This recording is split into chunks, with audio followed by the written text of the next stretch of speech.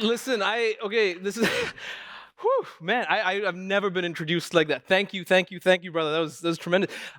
Look, this conference is extremely special to me because I live here. Berlin, I call it home. I've lived here for 8 years, and it's an absolute honor and privilege to be able to be here and talk to you today in my home city.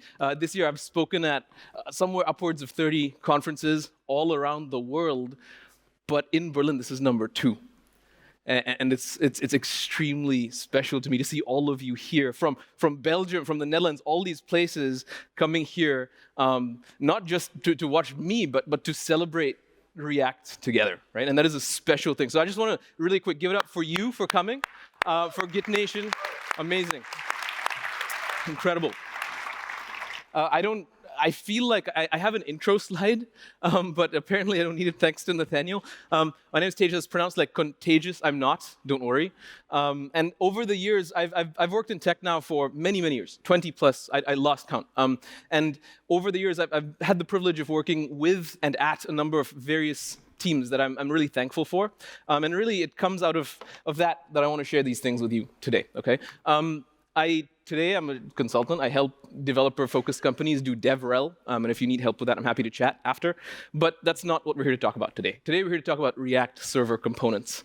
We're going to talk about it in some depth. We have 20 minutes, so we'll see how far we get. The last time I gave this talk, it was 45 minutes, even though it was in a 20-minute slot. And and then the GitNation folks were like, never again. In fact, it was the last talk, and it went over time, so now they're like, we'll give you the first talk, so you can't go over time. Anyway, how many of you are using React server components? Okay, that's, I'd say 1%, if that, of the room, which is fine. I mean, it's new, and that's why I'm here. What I want to talk to you about is the mechanism of React server components. So I'm not going to talk to you about how to use it. The prevalent way of how to use it is to actually just use Next.js. Or a framework that handles the complexity for you. I think this is relatively straightforward. You can find it. Tobias from Vercel is here. He'll probably talk to you about it, etc. What I want to teach you is the mechanism, how they work. Because I have a problem accepting high-level black box abstractions as an engineer. Anyone? Am I alone in this? Anyone else? Yeah, okay, most people. And so if you tell me, just use Next.js and it's figured out for you, I'm like, okay, that's awesome. Thank you, Next.js team. But like, how does it work? So I understand the underlying mechanism, okay? And so that's what we're here to talk about today. In our time together, we will not cover two things. We're not going to cover the basics of React. I assume you know this. And if you don't, we can chat separately, but I have 20 minutes here. And we will not cover server actions because at the time of giving the talk, a lot of the React-specific stuff with server actions is in canary, meaning it's pre-release. It's not production ready. You can use server actions in Vercel, in Next.js, excuse me. But again, I'm not ready to talk about that in a React capacity. What we will talk about is server components from the theory side. We'll look at the problems they solve, and then we'll look at how you can implement server component rendering-ish in practice. We look at the boundaries between server components, client components, what they mean and how they fit together. Okay? With that, I have 15 minutes left. Wow. With that, let's get started talking about server components. Actually, let's zoom out a little bit and talk about React. I recently had the privilege of writing a book on React, and so I'm thinking like first principles style. React, by its name, is a piece of software that enables web applications to what? To react, to user interact. That's the whole point. And you might think, okay, so I click a button and React does stuff. Exactly. But it's not just about reacting. It's about reacting well. It's about reacting fast. It's about when some expensive CPU work is happening, right? You're rendering a big list, and then a user enters a keystroke in an input. That input needs to respond to them before whatever CPU work is happening. It needs to react instantly. That is the purpose of React through and through. And so typically web applications are CPU bound, meaning they're doing work on the CPU, or they're network bound, meaning there's data fetching. And the data fetching can sometimes interrupt user interfaces. Can you think of a case where this happens? Spinners. In fact, X, formerly Twitter, is entirely client-side rendered. And so if you go on there, you'll see like 7 different spinners all at the same time. And this can interrupt your user experience. And so React aims to solve that problem. And server components is and are the answer to this. Now, you might be thinking, okay, but server-side rendering, was the answer to this, right? Server-side rendering means you render all your React components on the server side, and then you just send like HTML, or you stream text HTML to your browser, okay? Yes, they solved the spinner problem, but the level of granularity isn't ideal. And typically, before Next.js 13, you would render an entire page on the server. You couldn't say like, this specific card that formats Markdown, this thing alone needs to render on the server and go to the client. Server components solve that. Server components solve the problem of data fetching. Some of you may have heard of suspense for data fetching, right? Server components is basically that. It started to be a problem. It started with solving the problem of large JavaScript bundles, right? We used to ship a lot of JavaScript. A lot. The entire application was basically just JavaScript we ship from some server to the browser. The browsers have to download the JavaScript, parse it, execute it, and then the app becomes interactive. That's awful. Server rendering solves that by sending markup and then hydrating, so the JavaScript is loaded after. Server components solve it even more by rendering components exclusively on the server. Exclusively. So if you have a blog, it's read-only, there's no interactions, you can render that entire thing on the server and almost never on the client. And then what do you render on the client? You only ship the interactive elements. A little button, a little plus sign, the add to cart, the small stuff. And therefore, you ship less code. So it's a two-way solution. It solves data fetching, because you're even fetching on the server, and it solves the large bundle size problem. So we only ship like little buttons instead of entire applications, okay? That's the solution. So with that, I'm already bored of listening to myself speak. So let's just do a demo. How about that? What I want to show you is this little demo I have prepared. These are jokes, and they're moving. I promise you there's logic. So let's talk about this a little bit. These jokes come from a database. There's an amazing member of the React community called Shruti Kapoor. This is Shruti Kapoor 08. And she has a GitHub repo called devjoke, and it's full of jokes, developer jokes. I needed to get this into a database. So there's a backend as a service thing called Keel. I loaded it in here, and there's a bunch of data here, questions and answers. And I wanted to just basically give myself data to fetch. So now I have this database, and I want to fetch it to show you server components. So this is the application, fetching data from my database. And what you're seeing here is entirely client rendered. So if I reload this, you look at some problems with client-side rendering. So if I reload this, exactly. Let's try that again. There we go. So it says no jokes. So there's this flash of unstyled or unintelligent content. It fetches the data, and then the data becomes available, right? But that no joke was not cool. It would be nice if I could fetch that data on the server and just send the jokes directly, okay? Then I click on what is brown and sticky. Any answers? I click on this, and I should see the answer, but it says no answer and then a stick, which a stick is brown and sticky. You're welcome. It's very safe for work. And then whenever I click on another joke, I get the answer, but you see, it has this like no answer flash, yuck. And that's because it's all client-side rendered. If I look at the network tab here, you'll actually see like network requests happening. So I click this, look at all these requests, and if I filter on fetch, it's doing this. Now, if I do this on the server side, we get instant stuff. Let's look at how we can add server-side rendering. So this is a git diff, and we're going to walk through what changed. So in step 1, we add a server. This is literally an express server that adds server-side rendering. So what we're doing is we import our dependencies, we instantiate a server, and we listen on this. This will get our client-side JavaScript. From there, we have a route parameter /page, and whatever that parameter is, we just require that. We expect it to be a default export of something in a pages folder, right? This is how Next.js works. You get a route parameter. Okay, this is probably a JavaScript file under pages. Require it, show it. Okay, that's what we're doing here.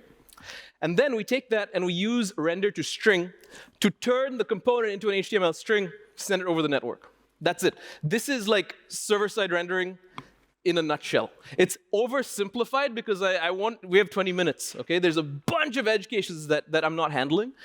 Use a framework, okay? But this is about the mechanism, okay? So let's run this now. So I'm going to go here and we'll git checkout 1, npm run build, and then, so we're building the server and we're starting the server. That's all we're doing, okay? And now we'll go back to my browser. This is Arc, by the way, best browser in the world. Chicken Need Hider, I don't even know. but we're now on port 3000, not 5173/question. And it says no jokes, and it just actually has no jokes at all. Can someone tell me why? We have no jokes because what we're doing is we're fetching on the client side. But this is server-side rendered, and we're not hydrating. We're not adding the JavaScript after the fact. In fact, if you look here at the React DevTools, this page doesn't appear to be using React. So a very easy solution to this would be what? Would be to come here to our server, server.tsx. And when we render to string, we send the HTML, right? But we also do script src/client.js. Like this. And then we load the client-side JavaScript. In theory, this should work, but I don't trust the demo effect, so we'll see. Reload. Are you using React? Yeah, you are. And so now we picked up React on the client side. We hydrate, and it works. But the problem still sucks, because we're still like client-side fetching. You see this? And we have this because the initial load is without data, and then we still fetch on the client side. It would be cool if we can fetch on the server side. So let's advance a little bit in Git history. Let's go to the next commit. So we added a server, but notice we changed no application code.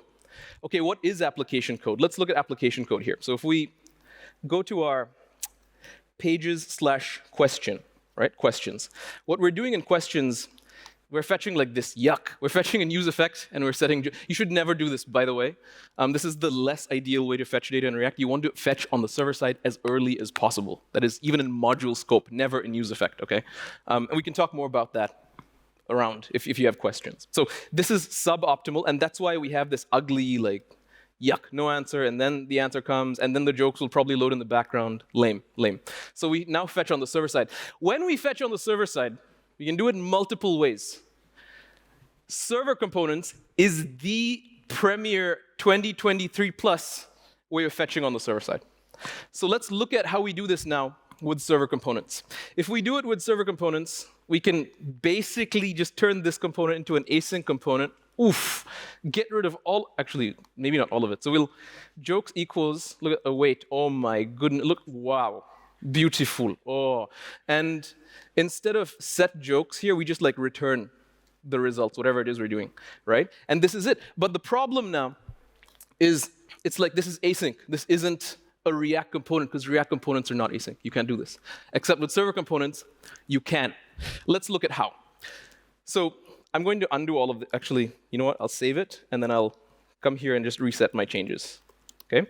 And let's look at how we add server components to the mix here. So here's what we're doing. We updated our questions component, and we turned this component into an async component. That's what we did. Literally what I just wrote, we're doing that here. And we're also doing that in the answers file. We literally take a component and add async to it and fetch here instead of in use effect. Okay? On our server, what changes are we doing? Well, before we render to string, we have another function called unwrap.jsx. Unwrap.jsx is an async function that requires being awaited. And keep in mind, here we're on the server, and on the server we can await things because servers are async. Okay? So we await unwrap.jsx. And now the question, what does unwrap.jsx do? It literally goes component by component by component by component. And if a component is a function component, and if that function component is async because it has an await with a data dependency, it will await it, turn it into a regular component that's not async, and then return it. Okay? And the code for that is here. So unwrap.jsx, if it's a string or a number or Boolean, then it's not going to be an async function. We just return it. If it's an array, we await all elements in the array. This is a React fragment. We just await it. If it's an object, then if it's a React element, and if it's a built-in component, div, span, p, we call unwrap.jsx on its children, aka props. If it's a function component, we call unwrap.jsx on its props, because props have children that may be async. And then we await the component itself, the function component. We call it with its props, await it. And finally, we recursively just unwrap everything. So we just await everything in the React tree. And at the end, what we get is a big tree of JSX, but all data dependencies have been resolved. Okay? And then we take that return and pass it to render to string and just get a React string. That's your basic server components render. You just await a bunch of stuff on the server, send it. Of course, you don't necessarily need to synchronously send a string. You can also stream a response. This is just simplified for mechanism. Okay?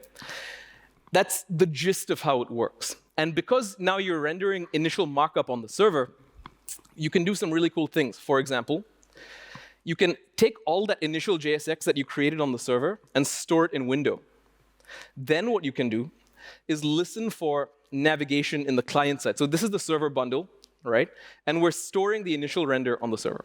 If we go to the index, what we can do is create soft navigation. So we come here, we listen for all clicks on anchor elements, and instead of navigating in the browser, we stop that, and we call navigate. And navigate fetches another JSX tree from the server and just re-renders it.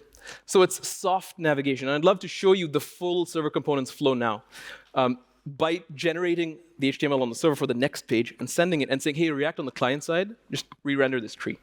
So if we git checkout 4, npm run build. So this is a full server components flow based on what we just covered. So if we come here and we reload, we'll go to /question q. There we go. No. Oh, wow. It redirected. So now we've got a full server components flow where we are, if we click on the joke, right? First of all, there's no flash of unloaded content. But also, when I click here, it navigates, and the sliding position is not interrupted. We persist the state because we're not fundamentally navigating in the browser. We're just re-rendering new JSX. We fetch. Let's look at what happens on the server side, or rather from the network tab. So once again, the jokes are going to come from here. And what I'll do is I've got the network inspector open, and I'll fetch. Let's actually put this on the side. I will fetch. So I'll click on a joke. Why was 6 afraid of 7? Fetch. And it's going to load, and there. Because notice, we didn't lose state. Soft navigation through server components. The question is, what did we fetch? And if we go to answer, this is what we fetch. Let me make this nice and big for you so you can see. Okay?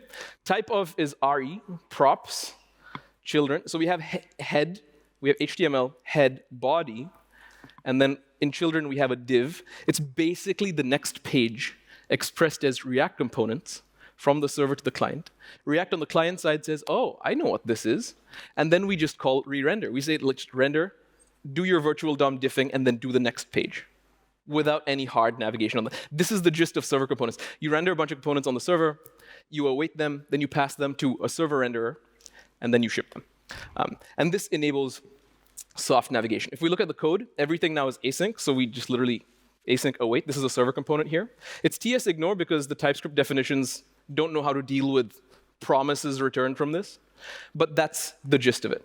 So on the server side, we have the unwrap JSX function that does this. We've talked about this. And then you take the return value of the unwrap JSX function, pass it to render to string, or even render to stream. It doesn't matter. And that's the interplay between server components and server-side rendering. Okay? You can also just send that straight to a client. You don't need that, but this is typically how it's done.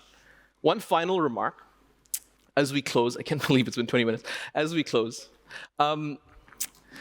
is that server components sort of mess up the semantics of things.